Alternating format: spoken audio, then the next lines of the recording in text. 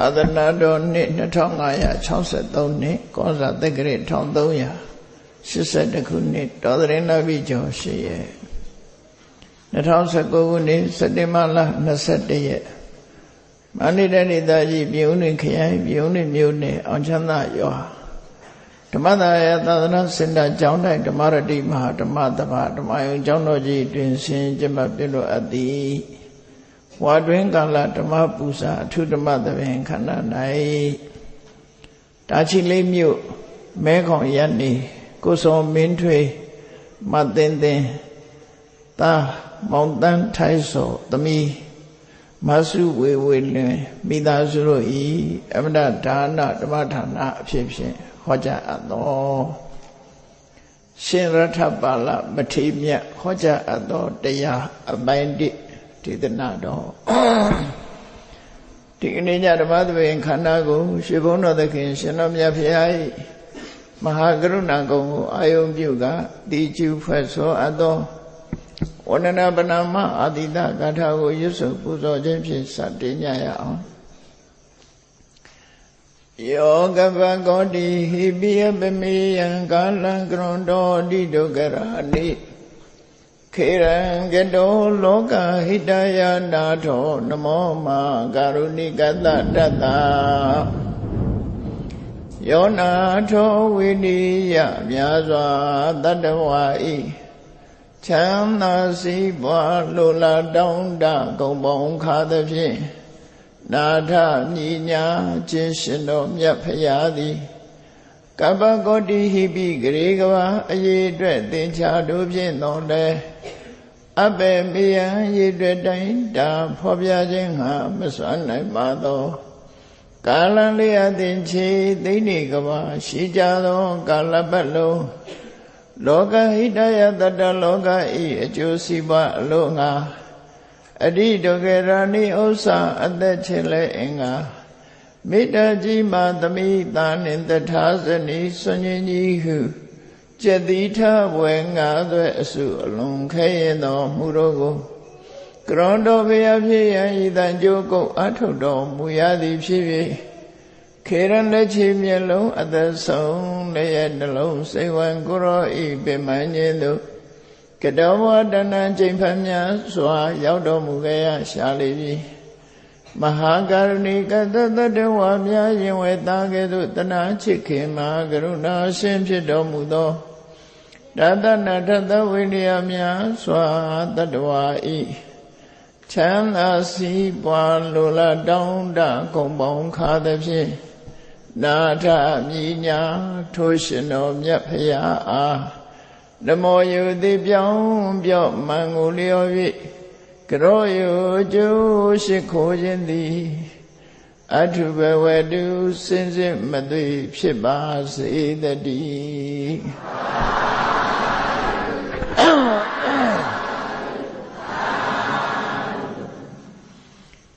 ရှင်ရထပါဠမထေရမြတ်ဟောကြားအပ်သောတရားရှေးဥစွာရထပါဠမထေရမြတ်ရဲ့စကြောင်းကိုဘာကြောင့်ဒီတရားကိုဟောတယ်ဆိုတာသိရှိမှတ်သားကြရအောင်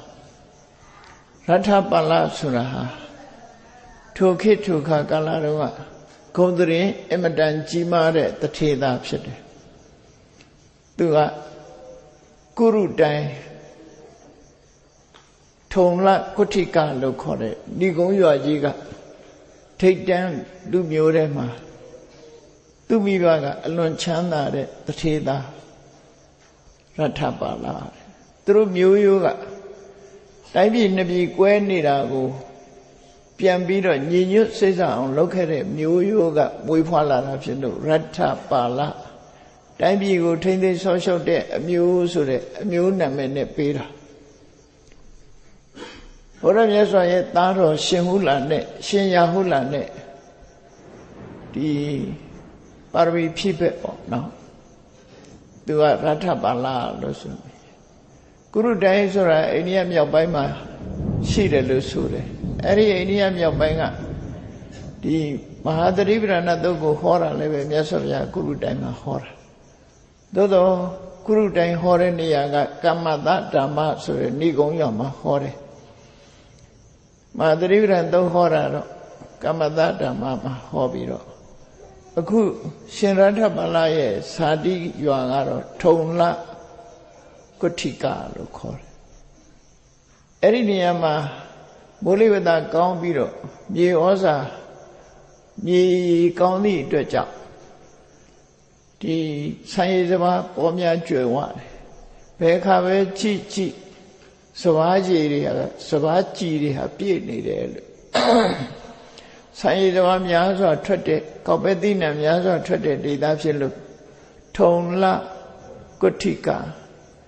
စပယ်ကြီးတွေဆောက်ထားတဲ့စပယ်ကြီးရွာကြီးလို့ဒီလိုပြောမှာပေါ့နော်စပယ်ကြီးတွေအများကြီးဆောက်ထားပြီးတော့ဆံရည်စပါးတွေကိုတူလောင်ထားနိုင်တဲ့ကျွယ်ဝချမ်းသာတဲ့ဒေသအဲ့ဒီမှာထိတ်တန်းမျိုးရိုးမှာ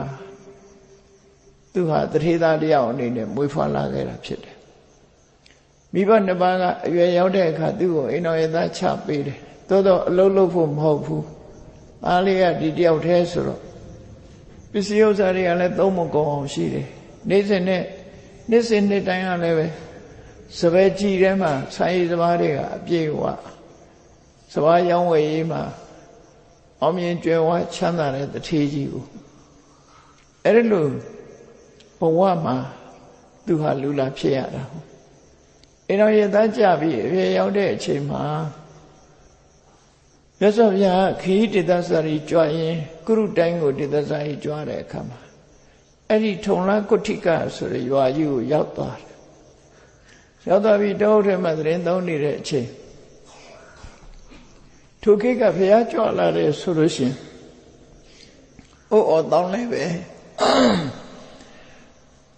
နာမည်ကြီးတဲ့ပုဂ္ဂိုလ်တူကြွလာတာဖြစ်လို့မြို့လုံးကျွတ်ရွာလုံးကျွတ်နယ်လုံးကျွတ်ဆိုတာလို့ဘုရားစီသွားရောက်ပြီးတော့စီကကြတယ်မြတ်စွာဘုရားမြို့ရဲရွာထဲမှာသတင်းသုံးတာမဟုတ်ဘူးမြို့ရွာအနိဗ္ဗာန်မှာရှိတဲ့တောအုပ်ထဲမှာသတင်းသုံးတာဖြစ်တယ်အဲ့တော့ထုံလကုဋ္ဌိကရွာတွေဟာရွာသူရွာသားဏီကုန်းရွာသူရွာသားတွေရွာရှိလူကုန်နီးပါးမြတ်စွာဘုရားကိုဖူးမြော်ထွက်ကြတယ်အဲ့ဒီဖူးမြော်ထွက်တဲ့ထဲမှာဒီရထဗလဆိုတဲ့တထေးသားကလည်းပါသွားတယ်ပေါ့နော်ပါသွားတယ်သူတို့ရောက်တဲ့အခါမြတ်စွာဘုရားကတရားဟောတယ်သူတို့နဲ့ကိုင်ညီတဲ့တရားဒေသနာတွေကိုဟောပြောတဲ့အခါမှာမြတ်စွာဘုရားဟောတဲ့တရားတွေကဘာတွေဟောတုံးလို့သိတော့သိကျင်ကြမှာပဲအခြေခံအဖြစ်မြတ်စွာဘုရားပထမဌာနအကြောင်းကိုဟောတယ်ပြီးတဲ့အခါကျတော့သီလအကြောင်းကိုဟောတယ်ဒါနလုပ်ရင်ဘယ်လိုအကျိုးရှိတယ်သီလဆောက်တည်ရင်ဘယ်လိုအကျိုးရှိတယ်ဒါနသီလနှစ်ခုရှိရင်ကောင်းရသုဂတိဘုံရောက်တယ်နတ်ပြည်ဆိုတာရောက်နိုင်တယ်ဆိုတာဟောတယ်ဒါနကထာသီလကထာသက်ကကထာအဲ့ဒီသုံးမျိုးဟောပြီးတဲ့အခါကျတော့မှကာမနာအာရိနဝကထာလူစည်းစိမ်ပဲဖြစ်ဖြစ်နတ်စည်းစိမ်ပဲဖြစ်ဖြစ်ဘယ်ဟာမှမကောင်းဘူးနော်ဘယ်ဟာမှမကောင်းဘူးမမောစရာမရှိပါဘူးဆိုတဲ့တရားစကားကိုစပြီးဟောပြီးတဲ့အခါမှာနိခမေအာနိတန္တအဲ့ဒါတွေကယုံထွက်နိုင်ရင်ကောင်းတယ်ကာမဂုဏ်အာယုန်နဲ့မှမျောနေလို့ရှိရင်လူတွေကဆင်းရဲဒုက္ခနဲ့ရင်ဆိုင်ရနိုင်တယ်ဒါကြောင့်ဒီကာမဂုဏ်အာယုန်တွေကိုစွန့်ပယ်ပြီးလွတ်တရားဓမ္မကျင့်သုံးနိုင်ကြမယ်ဆိုတဲ့နိခမရဲ့အကျိုးကျေးဇူးတွေကိုမြတ်စွာဘုရားဟောတယ်အဲ့တော့တထေးသားရဲ့ယင်ထဲမှာဒီတရားကထိခိုက်သွားတယ်သူကဘာလို့လို့ဆိုရင်ကာမဂုဏ်အာယုန်ဒီမှာပြည့်စုံတထေးသားဆိုတော့လိုလေသေးမရှိအောင်မိဘကထားတာအဲ့တော့သူလိုချင်တာဟာတန်းကုန်နေတယ်နော်လောကလူတွေကချမ်းသာလွန်အားကြီးပြီးတန်းကုန်နေလို့ရှိရင်လည်းအပြုံမွေးတတ်ဘူးမြတ်စွာဘုရားတရားနာလဲရတဲ့အခါမှာဓိတဲ့ကောင်းတာရှိသေးတယ်ဆိုစိတ်ဝင်စားတာပေါ့ကာမဂုဏ်အာယုန်တဲ့ကောင်းတာကဘာတော့ကာမဂုဏ်အာယုန်ကိုဆွတ်လွတ်ပြီးတော့လွတ်လွတ်လပ်လပ်နေထိုင်ခြင်းရဲ့အကျိုးကျေးဇူးကပိုကောင်းတယ်မြတ်စွာဘုရားဟောတယ်ဗြဟ္မစီရိယဆိုတဲ့မြတ်သောအကျင့်ကိုကျင့်ရင်ဗြဟ္မဘုံနဲ့ရောက်နိုင်တယ်ဗြဟ္မဘုံနဲ့သာတဲ့နောက်ဆုံးမှတန်မြတ်ဝကလွတ်တဲ့နိဗ္ဗာန်လျောက်ရောက်နိုင်တယ်လို့မြတ်စွာဘုရားဟောတဲ့တရားကိုနာရင်နဲ့သူရရှိတဲ့ဘဝအပေါ်မှာတွေ့တာမှုတွေက ကင်းလာလွတ်ချင်စိတ်တွေများလာမြတ်စွာဘုရားဟောတဲ့တရားကိုလူတွေကနာယူခြင်းကနေအားကျလာဘုရားဟောတဲ့အတိုင်းလှုပ်ချခြင်းအဲ့ဒါလိုဖြစ်လာအဲ့တော့တရားပွဲလည်းပြီးရောပြီးတဲ့အခါမှာထုံလာဂုတိကသူ့မသိတဲ့လူမရှိဘူးလေသူကဒိဋ္ဌံတထေသာဆိုအဲ့ဒီလူတွေရှိနေတဲ့အချိန်မှာတော့ရောင်းလဲလဲနဲ့ရောပြီးတော့ပိဋကနဲ့ထပြန်မဲ့ပုံစံပြပြီးတဲ့အခါမှာလူတွေနောက်ကျောင်းကနေပြီးအသာလေးမြတ်စွာဘုရားကျောင်းဘက်ကိုပြန်ကိုယ်ဝင်သွားတယ်ဘုရားကျောင်းဘက်ကိုပြန်ကိုယ်ဝင်သွားတယ်ဘယ်သူမှမရှိတဲ့အခါသူတယောက်တည်းလက်ပတ်ပြီးတော့ဘုရားကျောင်းထဲရောက်သွားရောက်တော့ပြီးမြတ်စွာဘုရားစီကိုချဉ်ကပ်ပြီးတပည့်တော်သင်္ကန်းဝတ်ချင်တယ်သင်္ကန်းဝတ်ခွင့်ပေးပါလို့ဆိုတော့မြတ်စွာဘုရားမှမိဘနှစ်ပါးကခွင့်ပြုပြီလားဆိုမေကွန်မေးဘာကြောင့်လို့ဆိုသားတော်ရဟုတ်လားသာသနာ့ဘဝဝင်တဲ့အချိန်မှာမိဘခွင့်ပြုမှရဟန်းခံပေးမယ်ဆိုတဲ့ဂတိမြတ်စွာဘုရားကခမည်းတော်ကြီးကိုပေးခဲ့တာဖြစ်တယ်ဒါကြောင့်မို့သာသနာ့ဘဝဝင်ရင်မိဘနှစ်ပါးရဲ့ခွင့်ပြုချက်ရှိပြီလားဆိုမေးတော့သူသဘောနဲ့သူလျှောက်တာဖြစ်တော့တပည့်တော်မှာမိဘနှစ်ပါးခွင့်ပြုချက်မရသေးပါဘူးအေးအဲ့ဒါဆိုရင်တို့ကယဟန်ခံပေးလို့မဖြစ်ဘူးဆိုတော့ဒါဖြင့်တပည့်တော်အိမ်ပြန်มาမယ်မိဘနှစ်ပါးကခွင့်ပြုသည်ထိအောင်သူကြိုးစားပြီးခွင့်ရရင်ပြန်လာခဲ့ပါမယ်လို့လျှောက်ပြီးသတိသားအိမ်ပြန်သွားတယ်အိမ်ရောက်တဲ့အခါမှာမိဘတွေကိုပြောသူမြတ်စွာဘုရားတရားနာခဲ့ရတယ်တဲ့သူနားလဲသလောက်ဆိုလို့ရှိရင်မြတ်စွာဘုရားဟောတဲ့နိက္ခမ္မဆိုတဲ့ဒီအကျင့်တရားကိုဗြဟ္မစရိယဆိုတဲ့မြတ်သောအကျင့်တရားကိုကျင့်မှုဆိုတာပြည့်ပြည့်စုံစုံကျင့်မှုဆိုတာလူ့ကြောင့်လည်းမဖြစ်နိုင်ဘူးသာသနာ့ဘောင်ဝင်ပြီးယဟန်ခံမှသာဖြစ်နိုင်တယ်ပေါ့အဲ့ဒီအကျင့်တွေကိုသူစဉ်းစားကျင့်ကြည့်ခြင်းနဲ့ဘာလို့ဆိုတော့လူတွေရဲ့ကာမဂုဏ်အာယုန်တွေကသူကတန်းကုန်အောင်ရထားတော့ညီငွေ့နေပြီလေညီငွေ့နေပြီဒီတဲ့ထူးလာမှာဘာတစ်ခုမှမရှိတော့ဘူးအဲ့ဒါကြောင့်မို့မြတ်စွာဘုရားဟောတဲ့ဗြဟ္မစရိယဆိုတာကိုသူကျင့်ကြည့်ခြင်းအဲ့ဒါသူသင်္ကန်းဝတ်ခြင်းလို့ခွင့်ပြုပါဆိုဟာမိဘတွေကတခါတည်းချက်ချင်းကြီးကိုသူတို့မှာချက်ချင်းပဲခေါင်းမီးလောင်တယ်လို့ဖြစ်သွားပြီဘာဖြစ်လို့လဲဆိုဒီသားလေးတယောက်ပဲရှိတယ်အဲ့တော့ဒီသားကိုချစ်လို့လားဆိုတော့မဟုတ်ဘူးသူတို့ရှာထားတဲ့ပစ္စည်းတွေကနဲတာမဟုတ်ဘူးလူဆိုတာကိုယ်အရေးကိုစဉ်းစားရဲဆိုတာသိကြတယ်နော်ဒီသားတဲ့သူတို့ပို့ပြီးတော့တွေးမိတာသားချစ်တာလဲပါတာပေါ့သားချစ်တာတဲ့ရှာထားတဲ့ပစ္စည်းတွေဘယ်လိုပေးခဲ့ရမှာတော့ကိုရှာထားတဲ့ပစ္စည်းတွေကိုအမွေခံမဲ့ပုဂ္ဂိုလ်ဟာသိအရေးကြီးတာကိုသူတို့ကရှာထားတာနဲတာမှမဟုတ်တာရွှေဘုံငွေဘုံကြီးတွေအကြီးကြီးကိုရောင်ကြီးနဲ့အပြည့်အဲ့တော့ဒီသားလေးကသင်အောင်ဟောသွားမယ်ဆိုဘူးပေးရမှာတော့ဒီလိုစိတ်ထဲမှာအဲ့လိုဖြစ်သွားပြီခါခါတီးတီးညင်းပဲကြတယ်ငါတို့ခွင့်မပြုနိုင်ဘူးတဲ့မင်းကိုလုံးဝခွင့်ပြုနိုင်ဘူးမင်းကဒီလူဘဝမှာခြေမွေးမိမလောက်လက်မွေးမိမလောက်နေရတာဆိုတော့ဆင်းရဲဒုက္ခကိုမင်းမသိပါဘူးယဟန်ဘဝရဲ့ဆင်းရဲဒုက္ခကိုမင်းသိမှာမဟုတ်ဘူးငါတို့ကမင်းနဲ့လုံးဝမခွဲနိုင်ဘူးသေတော့မှသာမတတ်နိုင်လို့ခွဲရမယ်ရှင်ရက်တော့မင်းကိုပဲနည်းနဲ့မှခွင့်မပြုနိုင်ဘူးအပြတ်ညင်းလိုက်တယ်ပြတ်ညင်းလိုက်တဲ့အခါထပ်ပြီးတော့ခွင့်တောင်းတစ်ချိန်ထပ်တောင်းနောက်တစ်ချိန်ထပ်တောင်းမိဘတွေကအပြတ်ညင်းတယ်အဲ့ဒီကြတော့သူကဆန္ဒပြတယ်နော်ဆန္ဒပြတယ်ဆိုတာအဲ့ဒီကလေးပေါ်လာသူဆန္ဒပြတာဘာလို့တော့ဆိုအစငတ်ခံဆန္ဒပြတယ်နော် hunger strike လုပ်တာသူဘာလုပ်တော့ဆိုကဲခွင့်မပြုဘူးဆိုလို့ရှိရင်သိကျင်တဲ့သိပါစေယဟန်မောက်မွေးရရင်သိတာပဲကောင်းတယ်ဆိုခွင့်တောင်းတဲ့နေရာမှာပဲလှဲ့အိတ်လိုက်တယ်နော်လှဲ့အိတ်လိုက်တယ်မထတော့ဘူးဒီနေရာကယဟန်မွေးရရင်မထတော့ဘူးဆို1ရက်2ရက်3ရက်4ရက်5ရက်6ရက်9ရက်ထိအောင်ရောက် ရေလည်းမတောက်ဘူးထမင်းလည်းမစားဘူးဒီတိုင်းအဲ့တော့ကြာတော့မိဘတွေကစိုးရိမ်လာတယ်သူဟန်ကာ strike ကတည်သွားရင်ဒုက္ခရောက်မှာဟုတ်အဲ့တော့မိဘတွေကစိုးရိမ်လာတဲ့အခါကျတော့ကဲဒီကောင်လေးပြောရခက်တယ်တငယ်ချင်းတွေခေါ်စမ်းမအောင်ခေါ်ပြီးတော့ဝိုင်းပြောကြစမ်းမအောင်မင်းတို့တငယ်ချင်းဝိုင်းပြီးတော့နားချကြပါအောင်လို့တငယ်ချင်းတွေခေါ်ပြီးအကူကြီးတောင်းတယ်အကူကြီးတောင်းတဲ့အခါကျတော့တငယ်ချင်းတွေရောက်လာပြီးတော့ရထပလာအမင်းစဉ်းစားမှုမလွဲနဲ့မင်းဟာတဝူရီသောသားဖြစ်တယ်မင်းမိဘတွေရဲ့အမွေတွေမင်းမဲ့ရှိတယ်အဲ့တော့မင်းအတွေးမလွဲနဲ့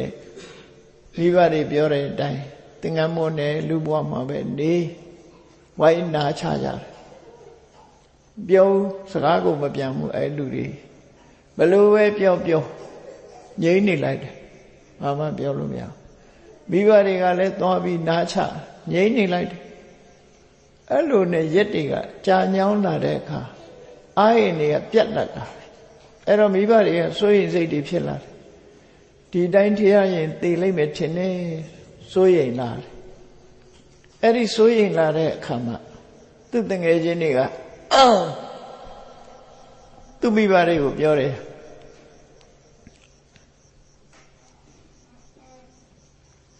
ဦးလေးတို့တော်တို့သူဟာခေါင်းအလုံးမာတဲ့ကောင်ဖြစ်တယ်ကျွန်တော်တို့လည်းနားချတာပဲမရဘူးသူ့ကိုယဟန်ပြုဖို့ခွင့်ပေးလိုက်မှဖြစ်မယ်ယဟန်ဖြစ်လို့ရှိရင်လည်းသူဟာမပြောပိုင်းလို့ရှိရင်ဒီအိမ်ပဲပြန်လာမှာပါနော်ဒါမှမဟုတ်ပဲနဲ့ဒီကောင်ကခေါင်းမာတယ်ဆိုတော့ဒီတိုင်းထားလိုက်ရင်သေသွားလို့ရှိရင်တွေ့ရမှာမဟုတ်ဘူးတဲ့ယဟန်ဖြစ်လို့ရှိရင်တွေ့နိုင်သေးတယ်မပြောရင်လည်းအိမ်ပဲပြန်လာစရာရှိတယ်ဘယ်မှသွားစရာမရှိဘူးမိဘတွေကိုပြောတော့မိဘတွေကသဘောတူလိုက်တယ်သူတို့ကိုယ်တိုင်တော့လာမပြောဘူးကဲမင်းတို့တငယ်ချင်းမင်းတို့ဘာသိတာပြောလိုက်ကြတော့ဆိုတော့တငယ်ချင်းတွေကသွားပြီးတငယ်ချင်းထမင်းမိဘတွေကသဘောတူလိုက်ပြီဒါပေမဲ့လို့သူတို့တောင်းတာတစ်ခုရှိတယ်ယဟန်ဝတ်ပြီးရင်တော့မိဘတွေစီပြန်လာအောင်ယဟန်ဝတ်ပြီးရင်တော့မိဘတွေစီကိုပြန်လာခဲ့အောင်အဲ့ဒီအမဂ္ဂကျန်လေးတောင်းပြီးတော့သူခွင့်မပြုခြင်းနဲ့မိဘတွေကခွင့်လွတ်လိုက်ကြတယ်အေးတရက်နှစ်ရက်အာဟာရပြည့်အောင်အိမ်မှာကျမ်းမာရေးပြန်ကောင်းသည့်တည်းအောင်ခိတ္တနေပြီးမြတ်စွာဘုရားစီကျောင်းတော်ကိုထွက်သွားပြီးသင်္ကန်းတော်ဝတ်တယ်ပေါ့ရံဖြစ်သွားပြီ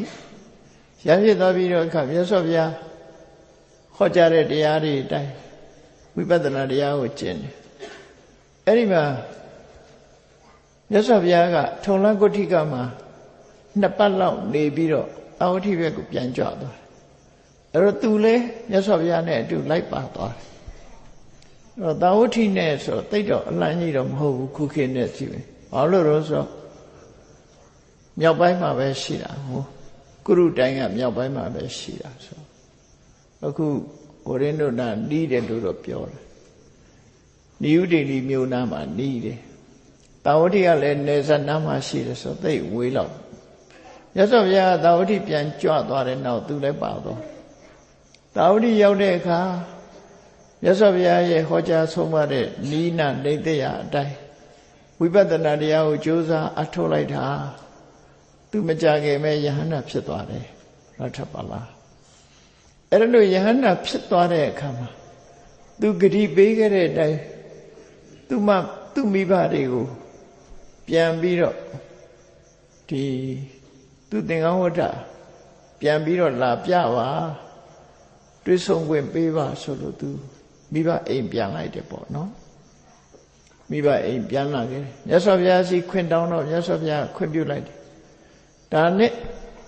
သာဝတိမြို့ကနေသပိတ်ကလေးလွယ်ပြီးတော့တပါးလေကုရုတိုင်းဘက်ကိုထွက်လာပြီနည်းနည်းမိုးတော့လင်းရောက်တဲ့အချိန်မှာဆွမ်းငံဝင်တယ်ထော်လာကုဋ္ဌိကကိုဆွမ်းငံဝင် အဲ့ဒါလို့ဆုံးရဝိရင်ကနေဆုံးရက်ပြီးဘယ်နှရောက်တော့ဆိုတော့သူတို့အိမ်နာကစပယ်ကြီးနာရောက်တော့သူတကာကြီးကအဲ့နာမှာစပယ်ကြီးတန်ရှင်းရေးလုပ်နေတာလုပ်နေတော့အဲ့ဒီမှာဆွမ်းသွားရက်ဘုန်းကြီးမြင်တဲ့ဟိုလူကြီးကလည်းအမြင်ကတ်ဘုန်းကြီးမြင်တဲ့သူ့သားမှလည်းမသိဘူးဒီကတုံးနေငါသားလေးကိုခေါ်ပြီးသင်္ကန်းဝတ်ပေးတယ်အလွန်ရှုပ်တဲ့ကတုံးနေဆိုပြီးတော့ပြောတယ်နော်ဆဲလိုက်တာပေါ့နော်ကတုံးနေယဟန်ယုတ်ဒီငါသားလေးကိုခေါ်ပြီးတော့သင်္ကန်းဝတ်ပေးတဲ့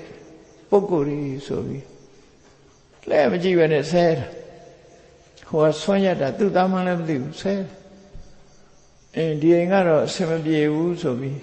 အဲ့လိုရက်နေတဲ့အချိန်မှာမနေ့တုန်းကစားလို့ပူတဲ့မယောမုတ်အသိုးတွေပေါ့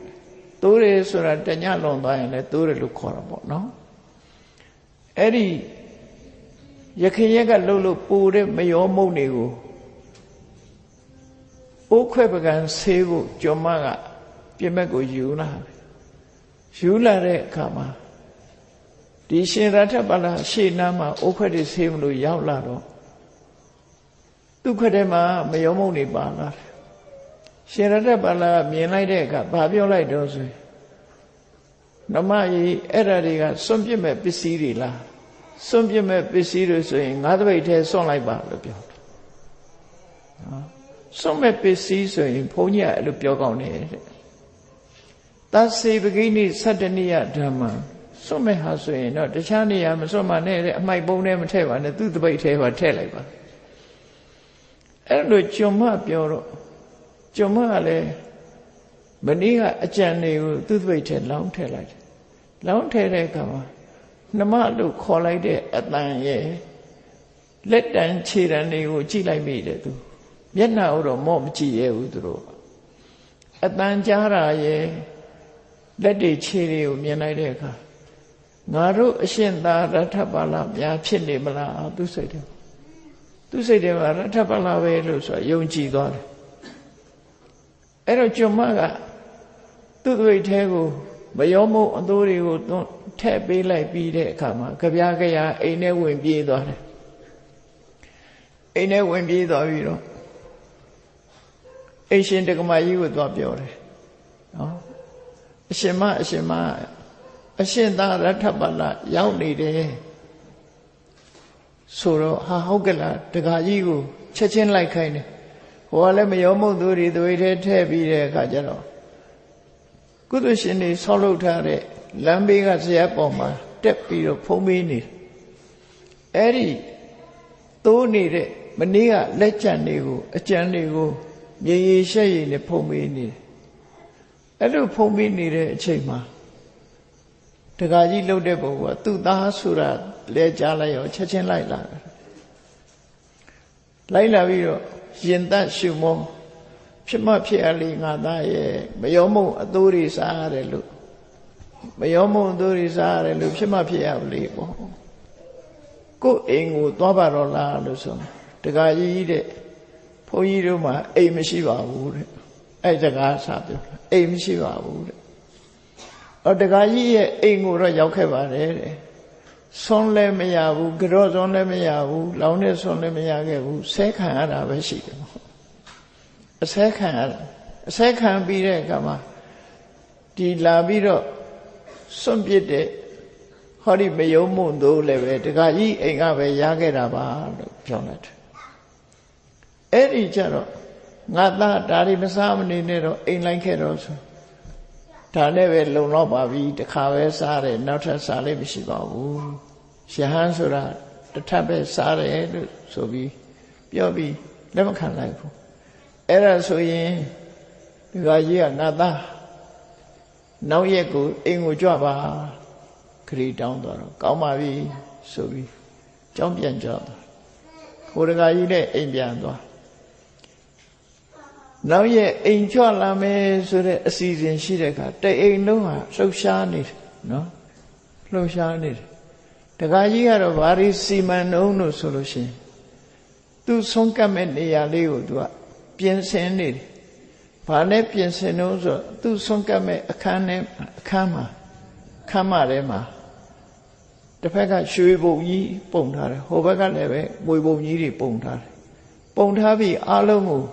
လိုက်ကာနဲ့ဖုံးထားပြီးအဲ့ဒီရွှေပုံငွေပုံကြီးတွေရဲ့အလယ်မှာ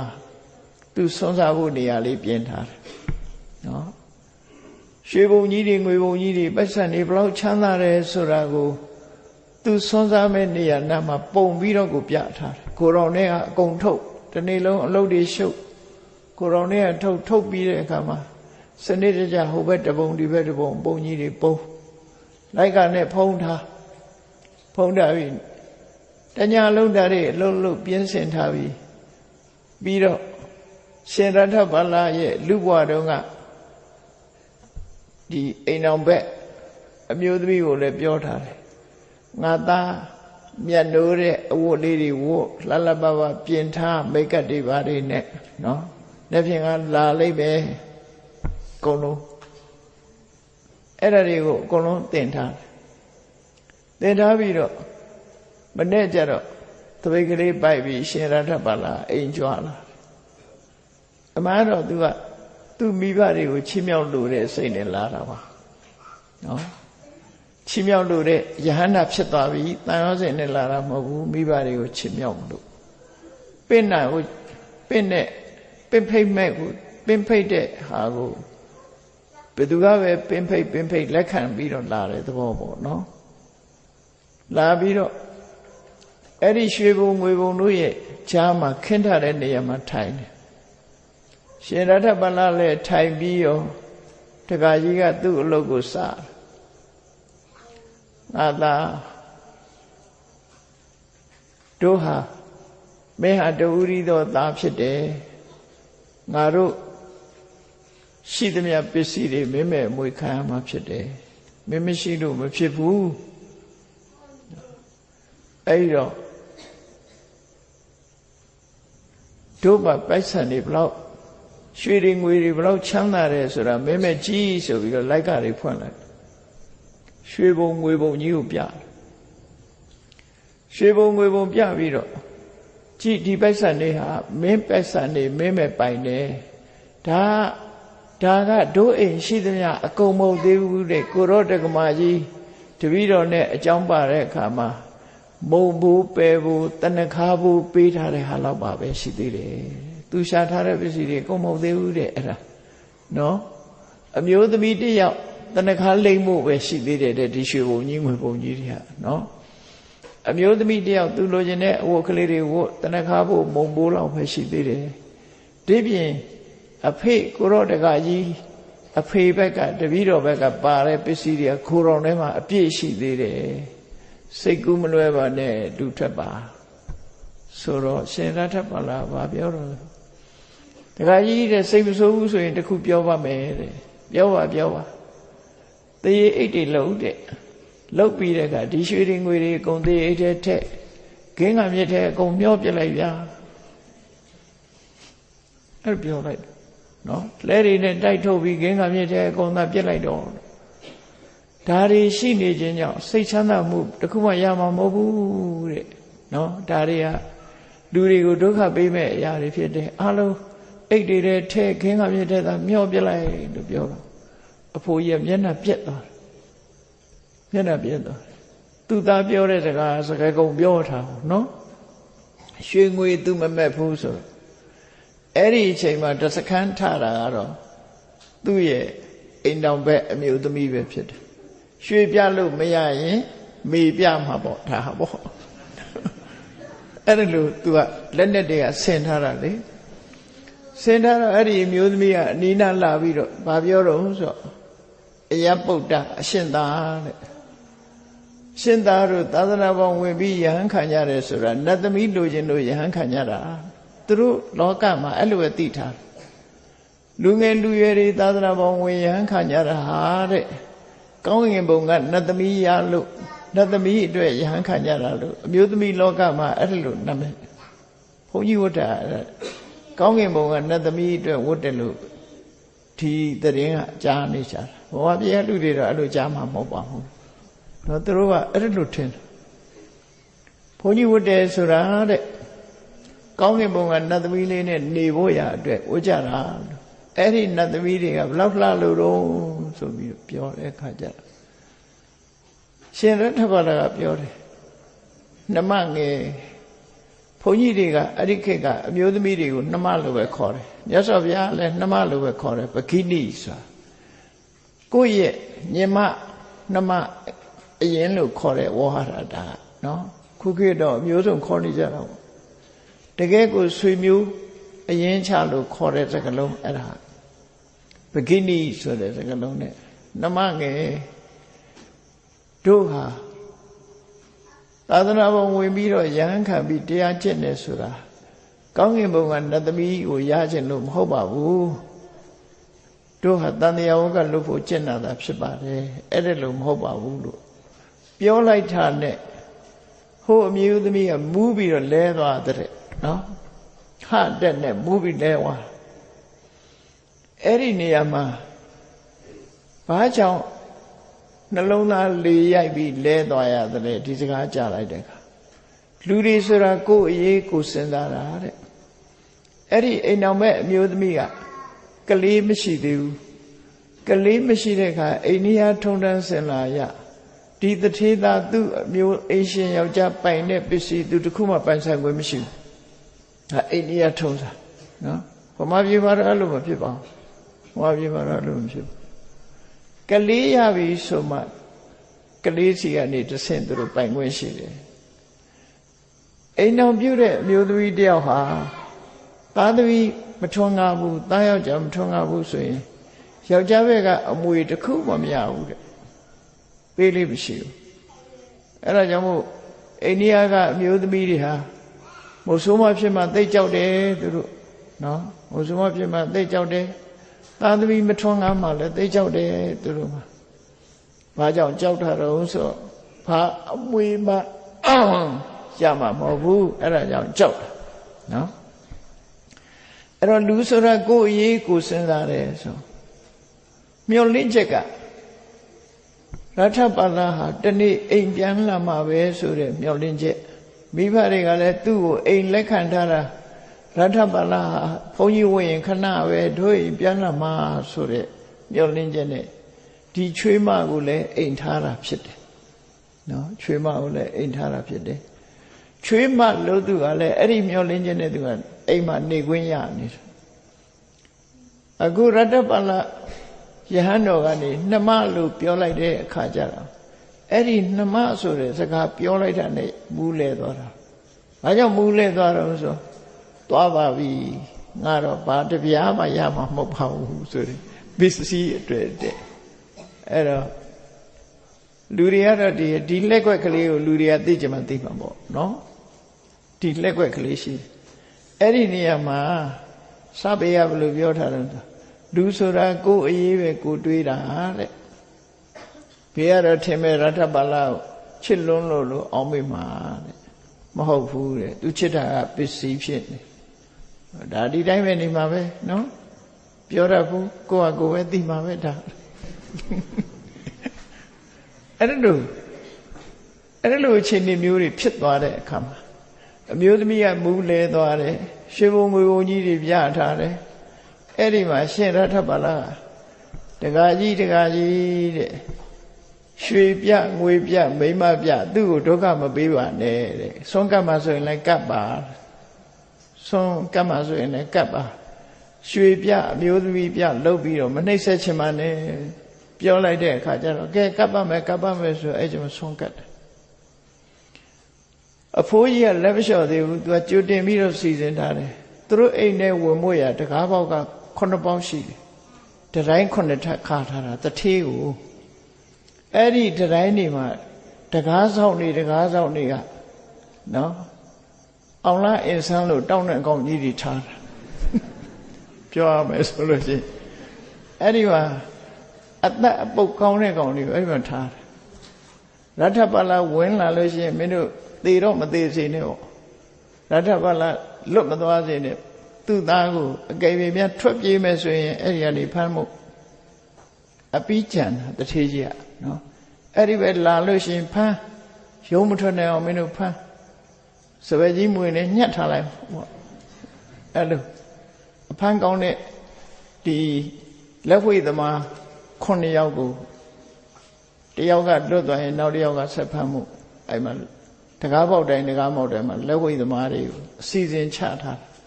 ထွက်လာလို့ရှိရင်မင်းတို့မလွတ်စေနဲ့ဖမ်းဆိုပြီးတော့တထေးကြီးကမိတ်ပေးထားတာနော်အဲ့လိုကြံစီထားပြီးတော့လထဗလာကိုဖမ်းမယ်လို့အစီအစဉ်လုပ်ထားတဲ့အချိန်မှာခုနကဆုံးမကပ်ပြီးတဲ့အခါမှာရှင်လထဗလာကသူ့ကို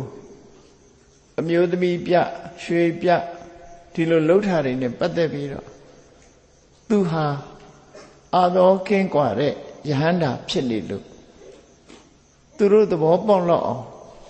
တရားဟောတယ်အဲ့ဒီတရားကိုခဏမှတ်သားနာယူချာနော်သူဟောတဲ့တရားဘာတော့ဆိုရုပ်ခန္ဓာကိုယ်နဲ့ပတ်သက်ပြီးတော့သဘာဝတရားကိုဟောတာဖြစ်တယ်ဒီတရားကိုလူတိုင်းစဉ်းစားနာယူချဖို့လိုအပ်တယ်ပေါ့နော်သူဟောတာကဘာတော့ဆိုပတ္တစိတ်တကတံဗိမံအရုကာယံသမုဒ္ဒိတံအာတုရံဘဟုသင်္ကပ္ပံယတနတ္ထိဒုဝန္ထိတိအမျိုးသမီးတွေရောအားလုံးသူကိုယ်သူရောအေးလူတွေဆိုတာကိုရထားတဲ့ခန္ဓာကိုယ်ကြီးကိုကြည့်ကြတဲ့ကိုထင်ကြည့်မနေကြနဲ့အရုကာယခုနနာလိုက်ဒီနာလိုက်မနာတဲ့ဟာဆိုမရှိဘူးတဲ့ကလေးပေါက်စားလေးကစပြီးကြာထိုင်နာတာပဲလေအဲ့တော့အရုကာယခန္ဓာကိုယ်ကြီးကဟိုနာဒီနာအယိုးတွေနဲ့တိဆောက်ထားတဲ့ခန္ဓာကိုယ်ကြီးဟာတဲ့အာတုရာအမြဲတမ်းနားနေတဲ့ခန္ဓာကိုယ်ကြီးအဲ့ဒီအမြဲတမ်းနားနေတဲ့ခန္ဓာကိုယ်ကြီးကိုဒီဇိုင်းလှအဝတ်ကလေးတွေနဲ့ပတ်ထားတဲ့ရိုဘောဆိုတဲ့စက်ရုပ်ကြီးနဲ့တူးနေတာတဲ့အတွင်းမှာတော့ကြောက်စရာကြီးဘာမှလှတာပါလားမရှိဘူးအပေါ်ယံလေးကနေပြီးတော့ပတ်ပေးထားတာတဲ့ယတစိတ်တကတံဗိမံလှပအောင်ဆန်းကျက်အောင်အစဉ်မျိုးတွေနဲ့လူကိုမလှအောင်ဆင်မြန်းထားပြီးအပေါ်ယံလေးရတာလှုပ်ထားတာတဲ့အတွင်းကတော့အမတမဆိုးတဲ့အနန္တဆိုးတဲ့အရာတွေနဲ့ပြည့်နေတဲ့အရာဖြစ်လို့ယတနတ္ထိဒုဝန္ထိတိအဲ့ဒီကိုယ်ကာယကြီးဟာထာဝရမဟုတ်ဘူးတဲ့တခဏအတွင်းမှာပျက်စီးသွားမှာပဲအဲ့ဒါကိုကြကြစဉ်းစားကြကြည့်ပါတဲ့ဘု து ခန္ဓာကိုယ်ပဲဖြစ်ဖြစ်တဖြည်းဖြည်းအိုမင်းပြီးယိုယွင်းကြဆင်းသွားမှာပဲဖြစ်တယ်နောက်ဆုံးမှသိဆုံးသွားကြမှာပဲဖြစ်တယ်ဒီတရားကိုဟောတာပြောနော်ယတစိတ်တကတံရူပံမဏိနာကုန္ဒလေနာသာပစ္စည်းဥစ္စာချမ်းသာတဲ့ပုဂ္ဂိုလ်တွေကြတော့နော်ကိုယ်ခန္ဓာကိုယ်လှပတဲ့အဝတ်တွေဝတ်ယုံများမကနှောင်းတွေလဲဆွဲတွေနဲ့အဖို့တန်တဲ့ကြောင်းမြဲရတနာတွေစိတ်နေနဲ့အလှဆင်ထားလိုက်သေးတယ်တဲ့အဲ့ဒီအလှဆင်ထားတဲ့အယုတ်ကြီးဟာတကယ်ပြောမယ်ဆိုရင်အယိုးကိုအရည်နဲ့ဖုံးထားတဲ့အရာသာဖြစ်ပြီးတော့အဲ့ဒီအယိုးကိုအရည်နဲ့ဖုံးယုံများမကလှပတဲ့အဝတ်တွေကြောင့်လှတဲ့ရောင်ထင်းနေတာတဲ့တကယ်တော့ဘာမှမလှဘူးခန္ဓာကိုယ်ကြီးရဲ့ဆက်ဆုပ်ဖွယ်ရကောင်းတာကိုတရားဟောတာနော်ဆက်ဆုပ်ဖွယ်ကောင်းတယ်ကိုယ်ကိုလှတယ်လို့မထင်ကြနဲ့တဲ့အလတ္တကကတ္တပါဒာမုခံစုံနတစုံနကမခိတံအလံဘလတ္တမောဟယနောစပါရခွေတိနောအမျိုးသမီးတွေဆိုလို့ရှိရင်ဒါအိန္ဒိယအမျိုးသမီးတွေခဏခေတ်တောင်လုံးတယ်နဲ့တူတယ်အလတ္တကကတ္တပါဒာခြေပွားလေးရဲနေအောင်ဆေးတိဆိုထားတယ်နော်ခြေပွားလေးဝါပြေတော့ဆိုးတော့မဆိုးလားမသိဘူးအိန္ဒိယတွေတော့ဟုတ်တယ်ခြေပွားကလမတွေဆိုးတယ်တွေ့နော်ခြေပွားလေးကိုရဲနေအောင်ချိတ်နီအောင်လေးချိတ်ညိုအောင်လေးဆိုးထားတယ်မုခံစုံနကမခိတမျက်နာလည်းပဲနသာရီခြေထားတယ်ဗမာပြည်ကတော့တနခါတွေလိမ့်ထားတယ်ပေါ့နော်မုခံစုံနကမခိတအလံဘာလတ္တမောဟယအဲ့ဒီလိုအလှပြင်ထားတဲ့ရုပ်ပုံလွာဟာတဲ့မိုင်မဲတဲ့အသိဉာဏ်ကင်းမဲ့တဲ့ပုဂ္ဂိုလ်တွေအတွက်ကတော့စိတ်ဝင်စားစရာဖြစ်ပါတယ် နော်နောစပါရကဝေတိနောတရားဓမ္မကိုကျင့်သုံးပြီးနိဗ္ဗာန်ရှာတဲ့ပုဂ္ဂိုလ်ကတော့ပုဂ္ဂိုလ်ကိုတော့ဆွဲဆောင်နိုင်မှာမဟုတ်ပါဘူးလောကမှာဘလောက်ပဲအလှပြင်နော်မသိလိမ္မာတဲ့ပုဂ္ဂိုလ်တော့ဆွဲဆောင်လို့ရမယ်နိဗ္ဗာန်ကိုရဖို့ကြိုးစားနေတဲ့ပုဂ္ဂိုလ်တွေတရားရှာနေတဲ့ပုဂ္ဂိုလ်တွေကြတော့ဆွဲဆောင်နိုင်မှာမဟုတ်ပါဘူးတဲ့နောစပါရခဝေတိနောဒါ intention ဆိုရည်ရွယ်ချက်ချင်းကကွာကြတယ်နော်တခါအလှပြမုံပြနည်းတွေအဲ့ဒီခေတ်ကအထပဒကတာခေတာနိတ္တအစ္စနာမခိတာသဘင်ကိုလှပြနေဘယ်လိုလုပ်တော့ဆိုခုခေတ်တော့အဲ့လိုလုပ်တာသိမတွေ့တော့နှစ်ဖူးပေါ်မှာဆန်းစာလေးတွေကြာနေအောင်လုပ်တယ်ပြာပါဆန်တို့ဟာမျိုးပုံစံမျိုးပေါ့နော်သဘင်လေးတွေကိုပန်းအောင်ကြိုက်ပြီးတော့နှစ်ဖူးပေါ်မှာသဘင်လေးတွေအလှလုပ်ပြီးဖုံးထားတယ်သဘင်လှလေးနဲ့ဖုံးထားတယ်အဲ့လိုလုပ်ပြီးတော့မျက်လုံးကြတော့လဲကာချဲထားသေးတယ်တဲ့မျက်လုံးကိုကာချဲတယ်မျက်ကွင်းညိုလေးနဲ့ဆိုရင်လှရင်မျက်ကွင်းညိုလေးနဲ့နော်အဲ့လိုမျက်လုံးကိုဆေးချဲပြီးတော့ထားတဲ့ရုပ်ပုံလွှာဟာလည်းပဲအလံဘာလတ္တမောဟယအသိဉာဏ်မရှိတဲ့လူတွေကိုတော့ဆွဲဆောင်နိုင်ကောင်းဆွဲဆောင်နိုင်လိမ့်မယ်တဲ့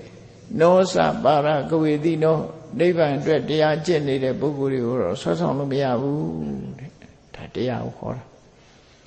အင်းစနီဝနဝစိတ်တာပုတိကယောအလင်္ကတောအလံပလတ္တမောဟယနောစပါရခွေတိနောရှင်းတော့ကမျက်စိကိုခတ်တဲ့မျက်စင်းဘူးဆိုတာရှိတယ်နော်မျက်စိတဲ့ခတ်လူတိုင်းဟာမျက်စင်းဘူးကိုဆောင်းတယ်နဲ့တူတယ်ရှေ့ခက်ကအစ္စနီတလာကာလို့ခေါ်တယ်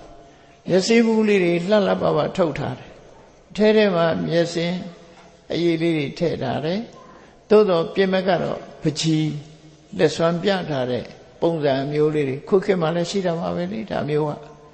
နော်အပြင်ကလှအောင်လုပ်ထားတယ်အဲ့ဒီအပြင်ကလှအောင်လုပ်ထားတဲ့မျက်စင်းဘူးလေးတွေကဆန်းကျက်သလိုပဲတဲ့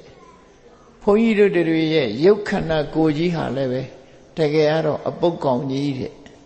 ဘယ်နေရာကချိပုတ်နေတာရေမချိုးပဲနေရင်ကိုယ်နဲ့တော့ကိုယ်ခန္ဓာမှာမဟုတ်ဘူးအဲ့ဒီပုတိကာယောအနန္တမကောင်းတဲ့ဟောဒီကိုယ်ကာယကြီးကိုအလင်္ကတောလှအောင်ပအောင်ဆိုပြီးတော့တစားလေးဆင်ထားတာဖြစ်တယ်တန်းစားလေးဆင်ထားတာဖြစ်တယ်အဲ့ဒါလို့အပေါ်ယံရွှေမုံကျဲအထက်ကနောက်ချီခံထားတဲ့ဒီခန္ဓာကိုယ်ကြီးဟာဘလောက်ပဲအပေါ်ကလှနေနော်သူတို့ရဲ့ရုပ်ပုံလွှာဟာမသိမလိမ္မာတဲ့ပုဂ္ဂိုလ်တွေကိုတော့ဆွဲဆောင်နိုင်ကောင်းဆွဲဆောင်နိုင်လိမ့်မယ်တွေ့ဝေသွားအောင်လုပ်ကောင်းလုပ်နိုင်လိမ့်မယ်အေးနိဗ္ဗာန်ကိုရှာမီးနေတဲ့သူတော်စင်တွေကိုတော့ဆွဲဆောင်နိုင်မှာမဟုတ်ပါဘူးတဲ့ဒီတရားကိုဆိုလိုတာကသူ့ကိုငါ့ကိုတော့မဆွဲဆောင်နိုင်ဘူးလို့မပြောဘူးနော်သူတို့သဘောပေါက်သွားအောင်မင်းတို့ဘလို့ပြင်ပြီးတော့ငါ့ကိုဆွဲဆောင်မရတော့ဘူးငါဟာနိဗ္ဗာန်ကိုတွေးထားတဲ့ပုဂ္ဂိုလ်ဖြစ်တယ်ဆိုတဲ့အဓိပ္ပာယ်မျိုးပြောတာဒါပေမဲ့တခြားလူပုဂ္ဂိုလ်တယောက်လုံးမင်းတို့တွေဘလို့ပဲလှပအောင်ပြင်ထားတာငါစိတ်ကိုဆွဲဆောင်နိုင်မှာမဟုတ်ပါဘူးလို့ဆိုပြီးတတိပေးတဲ့အနေနဲ့ဒါဟောတာဥပမာစကားလေးနဲ့ပြောသေးတယ်ဩဒဟိမိခောပတံနာဒရာဝါကုရောမိခောဗုဒ္ဓဝါနိဝပံကိစ္ဆာမကန္တန္တေမိဂပန္နကေသမင်းတစ်ခေါင်းကိုအစာပြပြီးတော့ဒီကြော့ခွင်းနဲ့ထောင်ထားတာရှိတယ်တစ်ဖက်မှာ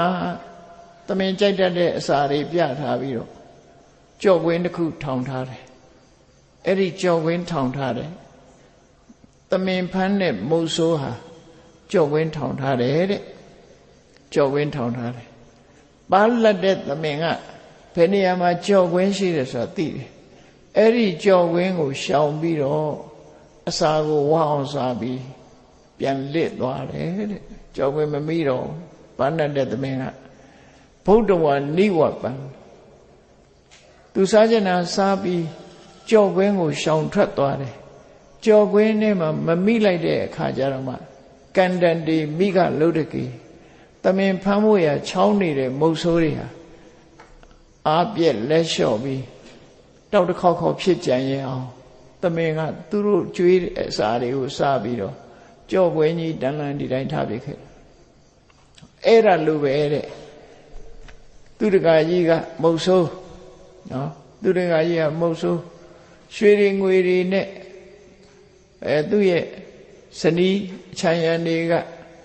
အစာအာဟာရအဲ့တော့မုတ်ဆိုးကြီးဖြစ်တဲ့သူတကာကမျိုးသမီးတွေပြကြော်ဝင်းကြီးထောင်မဲ့လိမ္မာပတ်တဲ့သမင်နဲ့တူတဲ့သူဟာကဲခုဆွမ်းနေကလို့ဝါအောင်စားပြီးပြီကြော်ကွင်းကိုတော့ရှောင်ထွက်တော့မယ်ကြော်ကွင်းနဲ့မိအောင်မနေဘူးတဲ့ကြော်ကွင်းကိုရှောင်ထွက်သွားမယ်အဲ့ဒီအဓိပ္ပာယ်မျိုးပြောလိုက်တာနော်စိန်နောပတ်သောမိခဝတ္တနာတရဝါခုရမိခောဗုဒ္ဓဝါနိဝပံကိစ္ဆမသောစံတေမိကလုဒ္ဓကေအေးကြော်ကွင်းထောင်ထားတဲ့မုတ်ဆိုးတွေဒီနေရာမှာသူတကာကြီးသူ့ကိုအမိဖမ်းမယ်ဆိုပြီးတော့ကြော်ကွင်းထောင်ထားတယ်မုတ်ဆိုးတွေအဲ့ဒီမုတ်ဆိုးစိတ်ပြက်ဝမ်းနေသွားအောင်တဲ့အဲ့ဒီကြော်ကွင်းကိုသူကရုံဖြတ်ပလိုက်မယ်ရွှေတွေငွေတွေဆိုတဲ့ကြော်ကွင်းအမျိုးသမီးဆိုတဲ့ကြော်ကွင်းဒီကြော်ကွင်းတွေကိုသူဖြတ်တောက်ပြလိုက်မယ်ဖြတ်တောက်ပြီးတော့ကျွေးတဲ့အစာစားပြီးတော့သူဟာထွက်သွားတော့မယ်လို့ဒီတရားကိုဟောပြီးကောင်းကင်ပြန်တက်သွား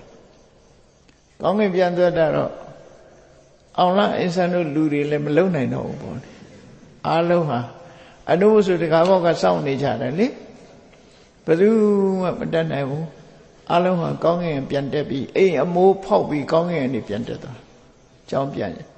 မိဂစီနလို့ခေါ်တဲ့ကောရဗျဘုရင်ကြီးရဲ့ကုရုတိုင်းဆိုတော့ကုရုတိုင်းအုပ်ချုပ်တဲ့ဘုရင်ကကောရဗျဘုရင်အဲ့ဒီကောရဗျဘုရင်ကြီးရဲ့ဥယျာဉ်တွေကိုကြွားသွားတယ်တပါးတယ်ကောင်းကင်ကနေကြွားထွက်အဲ့ဒီဥယျာဉ်ထဲမှာသွားပြီးသတင်းသုံးနေတယ်ဒီကတထေသူ့အဖေတကာကြီးကတော့ဟာကြံ့ရတယ်တဲ့အိမ်လုံးကသွားပါပြီပက်လက်လန်းချမ်းရတယ်နော်တရားဟောပြီးပြန်သွားတာအဲ့ဒါရှင်ရထပါဠမထေမြတ်ဟောသွားတဲ့တရားပဲဖြစ်တယ်ပေါ့သူဟောတဲ့တရားအကျဉ်းချုပ်ပြောလို့ရှိရင်လူတွေရဲ့ခန္ဓာကိုယ်ကြီးဟာဘလို့ပဲအလှဆင်တင်နှစ်သက်เสียခင်မင်းเสียမဖြစ်ဘူးဆိုတာကိုအဓိကထားပြီးဟောကြားသွားတာဖြစ်တယ်ယန္တာပုဂ္ဂိုလ်ဒီပန်းတဲ့သမင်းကောင်ကိုကြော်ဝင်းထောင်လို့မိမှာမဟုတ်ဘူးယန္တာပုဂ္ဂိုလ်လည်းလာပြီးကြော်ဝင်းနဲ့ဖမ်းမှုမကြိုးစားနဲ့မိမှာမဟုတ်ဘူးဆိုတဲ့အဓိပ္ပာယ်ကိုပေါ်လွင်ထင်ရှားအောင်ဟောကြားပြီးရှင်ရထပါဠဟာဥယျာဉ်ဘက်ကိုပြန်ပြီးတော့ကြွသွားတယ်ဆိုတာ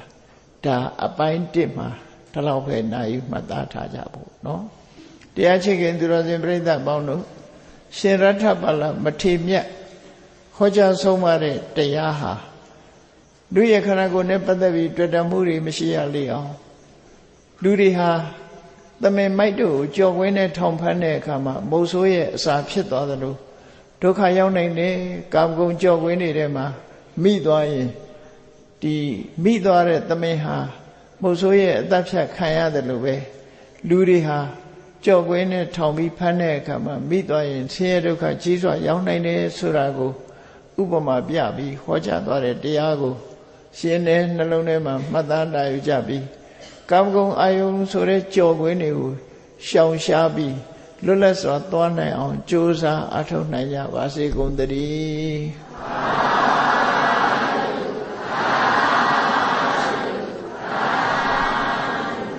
မေတ္တာပို့ရအောင်တတ္တဝါများစွာသိရန်กว่าချမ်းသာကြပါစေတတ္တဝါများစွာသိရန်กว่าချမ်းသာကြပါစေမေတ္တာရေချမ်းဩငါဖြံငြိမ်းချမ်းကြပါစေမေတ္တာရေချမ်း ါဖြံငြိမ်းချမ်းကြပါစေသက်ရှိကျမ်းမာစိတ်ချမ်းသာလူရဆန္ဒပြည့်ပါစေ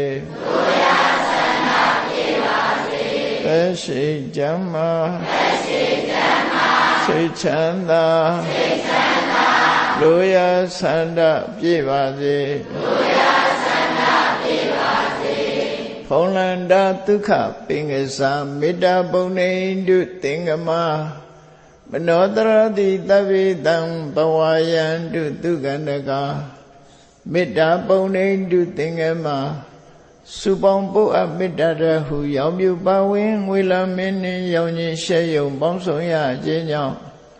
တဗ္ဗေတံကျွေးမဲ့ဥတ္တုံလုံးစုံများစွာတတ္တဝါတို့၏မနောတရတိမြင့်မြတ်ဖြူစင်အေးကြည်လင်းသည့်ရေစဉ်ပြည့်တင်းစိတ်နှလုံးတည်ဟုသောရေအိုင်ကြီးအတွင်၌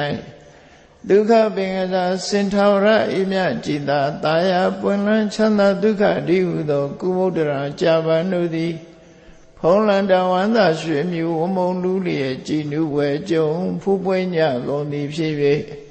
ဒုက္ခန္တကလေးအောင်လေးတဲ့ရောရှက်သင်ပြန့်ပီတိတိဟုသောယနံတို့သည်ဘဝယံတုကောင်းစွာမဲ့သွေကြိုင်နိုင်၍နေကြပါစေကုန်သတည်း